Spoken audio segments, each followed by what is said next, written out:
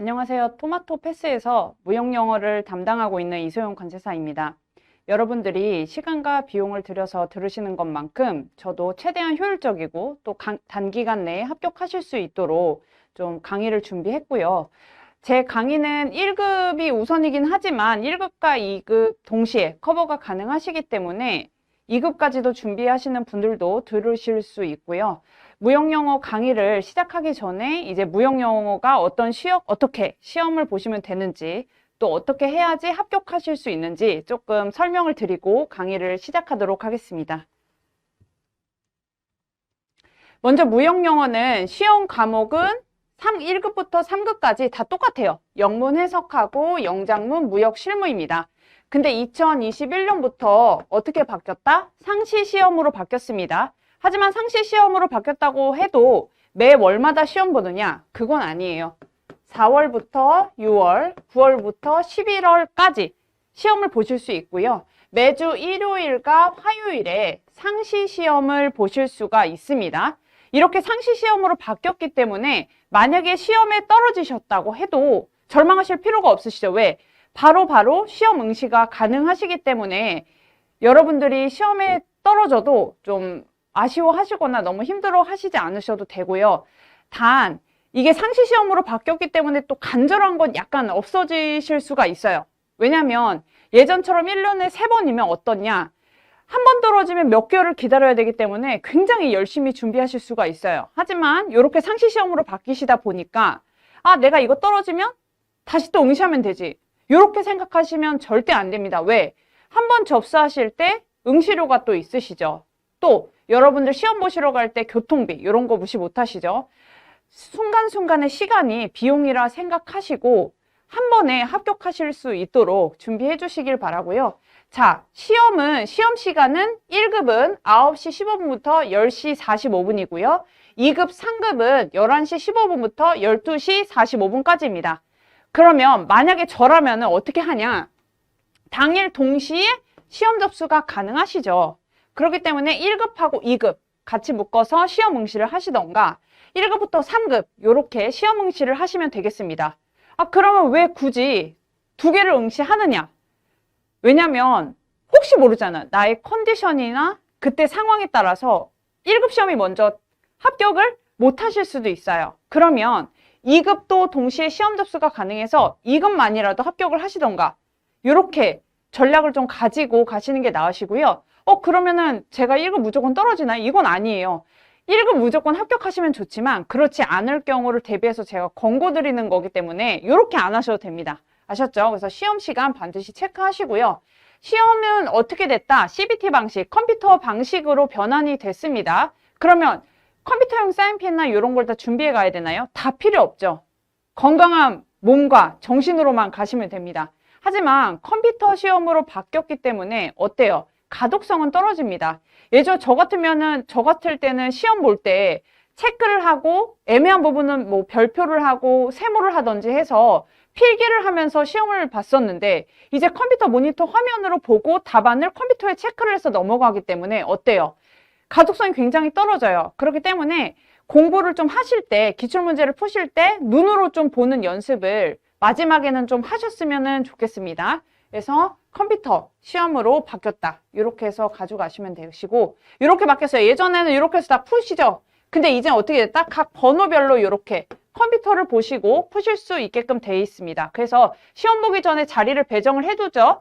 그 배정에 따라서 시험을 보시면 되고 이런 거 하나 주의하실 부분이 있어요. 이제 시험 문제가 A, B, C, D 이렇게 나오는 게 아니에요. 섞여서 나올 수도 있어요. 그러니까 그런 부분도 유의해서 보시면 될게요.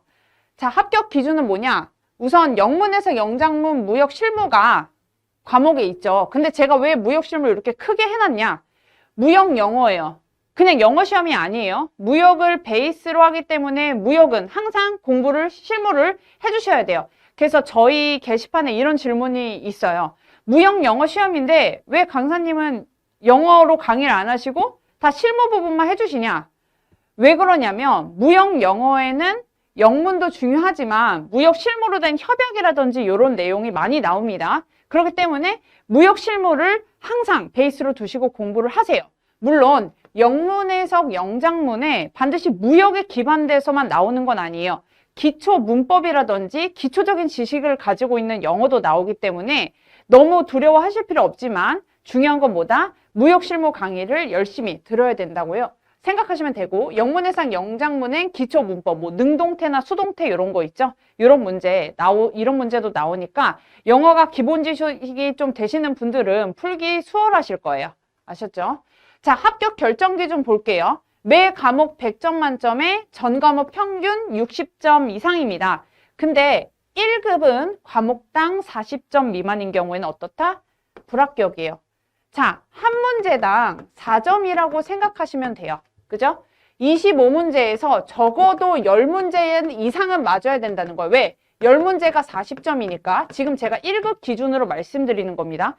그럼 만약에 영문 해석에서 40점이 나왔다. 그리고 여기서 꽈락은 피했어. 근데 여기서도 10문제, 여기서도 10문제 맞으면 평균 60이 안 되죠. 그렇기 때문에 한 과목에서 10문제를 맞으면 적어도 두 과목에선 각각 18문제씩 맞추셔야 되는 거예요. 전략을 잘 가지고 가시면 되겠어요. 그래서 제가 권하는 거는 뭐냐. 최소 각 과목당 적어도 16개 문제는 꼭 맞추시고 가셔라 이거예요. 그래서 기출문제를 많이 푸시고 채점을 좀 많이 해보세요. 그래서 점수가 어디가 더 많이 나오냐. 이러면은 거기는 뭐다? 이미 안정권이에요. 좀 점수가 안 나오는 데를 좀 더 열심히 하시면 되겠죠. 그래서 우리 모두 어떻게 하자? 최소 각 과목당 16문제 이상은 맞추자. 이렇게 생각하시고 가시고 내가 좀 약하다 하면 다른 과목에 조금 더 집중해서 열심히 공부하시면 되겠습니다. 자, 무역실무 과목 출제 기준은 이렇게 되죠. 1번부터 10번 요 순서까지 나옵니다. 근데 왜 제가 1번부터 5번까지만 노란색 음영으로 해놨냐? 솔직히 6번부터 10번까지는 많이 나와봐야 3문제에서 4문제 이렇게 돼요. 그러면 여러분들 만약에 시간이 없어요. 내가 이력서를 썼는데 자격증이 몇 개 없어. 그래서 준비를 했어요. 시간이 없어. 이것까지 파실 거예요? 아니죠. 1번부터 5번이 메인이에요. 무조건 시간이 없고 내가 너무 공부가 어렵다 하시면 저는 요 부분까지만 공부하셔도 충분히 합격하실 수 있다고 파악이 됩니다. 쓸데없이 몇 문제 안 나오는 부분에 내가 무조건 100점 맞을 거예요 하는데 여러분들 자격증 나왔을 때 점수가 거기 나와요? 안 나와요. 여러분들은 60점 이상만 맞추셔서 합격만 하시면 됩니다. 아셨죠? 그래서 내가 만약 정말 시간이 없다. 그리고 6번부터 10번까지 너무 이해하기가 어렵다. 그러면 뭐다? 1번부터 5번에 있는 범위를 열심히 풀어주시면 됩니다. 아셨죠? 이 부분 꼭 체크하시고 넘어가고 1번부터 5번까지 중에서도 뭐다? 무역결제. 정말 중요합니다. 무역결제에는 당연히 UCP 600, 뭐 추심이라든지 이런 부분이 나오시고 대표적인 게 무신용장 결제 방식과 신용장 결제 방식으로 나눠서 생각을 해주시면 됩니다. 그래서 우리는 어떤 부분을 좀 더 중점으로 공부하자 1번부터 5번까지로 생각을 해주시고 가시면 되겠습니다. 자, 무역영어 합격 전략이에요. 제가 말씀드렸다시피 무역 실무 베이스로 가시면 돼요. 근데 무역 실무 베이스로 가시되 여러분들 영단어 많이 공부하시죠? 저도 토익 시험이나 이런 거 볼 때 복과 엄청 공부했거든요. 근데 무역은 무역에서 정하는 무역 용어가 따로 있습니다.